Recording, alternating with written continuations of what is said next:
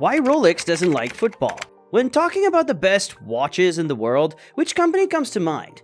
I thought of Rolex, and you probably thought of it too. And why not? Rolex is a Swiss luxury watchmaker, widely recognized for producing high-quality timepieces. Like many known brands, Rolex also used sports marketing to create its brand image, but never football. Why and who do they sponsor? Join us to know why Rolex is into other sports, but not football. The watchmaking legends. The brand, which is known as Rolex today, was formerly known as Wilsdorf and Davis. Yes, you guessed it correctly. These are the names of the co-founders, Hans Wilsdorf and Alfred Davis.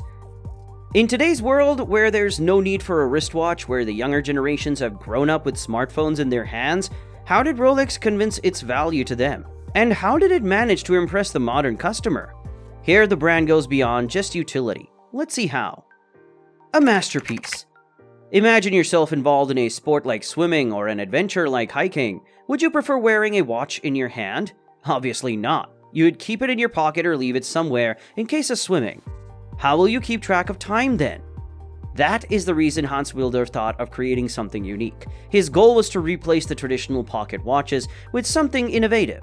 Wilsdorf believed a watch would be worn on the wrist, not kept in the pocket. Therefore, he created a masterpiece that is water and dust resistant. He realized there is nothing ideal as sports to push his newly formed brand. So he asked an English swimmer, Mercedes Glitz, to wear the Rolex as she was soon to swim the English Channel. Any guesses on the condition of the watch after being immersed in water? The watch survived more than 10 hours in the water in perfect condition, showing accurate time and not a single drop of water got into the casing. Isn't it amazing? Rolex's decision to stay out of football. Rolex has created its brand image over several decades and is a status symbol for many. The company has a slogan, a crown for every achievement. For all its timepieces created, whether it's your birthday, you got a new job, or you got a salary raise, the reputation is not built overnight but took years. With so much popularity, the luxury brand definitely deserves the question, why does Rolex avoid football to market their brand despite it being the biggest sport in the world? Does the inventor have a dislike for the sport? Rolex has put effort into sponsoring sports such as tennis, yachting, golf, and Formula One. The company claims football has a casual image and is a sport for the masses. While Rolex is not, imagine yourself launching a new business. Would you like to cater to the masses or be selective about the target audience? We all want to focus on a specific market rather than focusing on the masses. Similarly, Rolex has its own wish list for people they would like to wear their watches. They would like to target people who often watch and play tennis, golf, yachting, etc. because for them, affording an expensive luxury watch like Rolex is not an issue. Instead, it carefully selects its candidates to sponsor its masterpieces. Another reason for Rolex to avoid football is that it is a team sport, while tennis, golf, and other sports involve individual players. But why is the company avoiding team sports and not individual ones? It is because Roger Federer is one of the great pieces of evidence one could ever ask for.